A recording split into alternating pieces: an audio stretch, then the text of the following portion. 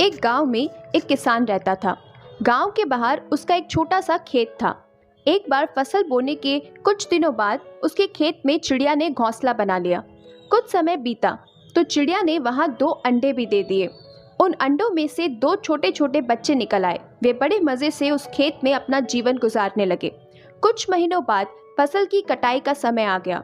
गांव के सभी किसान अपने खेतों की फसल की कटाई में लग गए।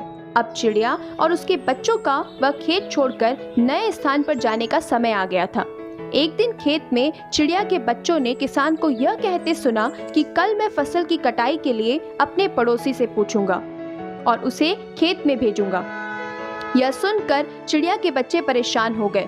उस समय चिड़िया कहीं गई हुई थी। जब वह वापस लौटी तो बच्चों ने उसे किसान की बात बताते हुए कहा, माँ, आज हमारा यहाँ अंतिम दिन है।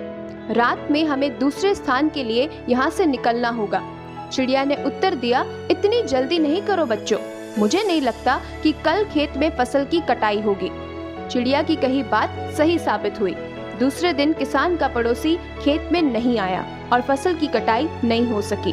शाम को किसान खेत में आया और खेत को जैसे का तैसा देखकर बुदबुदाने लगा कि ये पड़ोसी तो नहीं आया। ऐसा करता हूँ, कल अपने किसी रिश्तेदार को भेज देता हूँ। चिड़िया के बच्चों ने फिर से किसान की बात सुन ली और वे परेशान हो गए।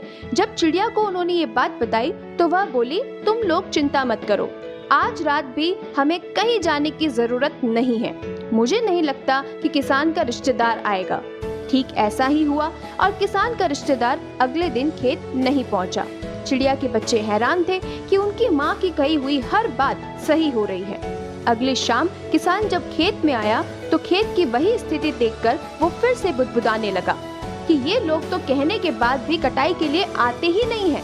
कल मैं खुद आकर फसल की कटाई शुरू कर दूंगा। चिड़िया के बच्चों ने किसान की यह बात भी सुन ली।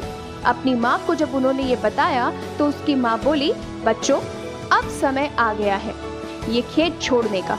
हम सब आज रात ही यह खेत छोड़कर दूसरी जगह चले जाएंगे। दोनों बच्चे हैरान थे कि इस बार ऐसा क्या हो गया जो माँ खेत छोड़ने का विचार कर रही है। उन्होंने पूछा तो चिड़िया बोली, बच्चों, पिछली 2 बार किसान कटाई के लिए दूसरों पर निर्भर था। दूसरों को कहकर उसने अपने काम से पल्ला झाड़ लिया था, लेकिन इस बार ऐसा नहीं है।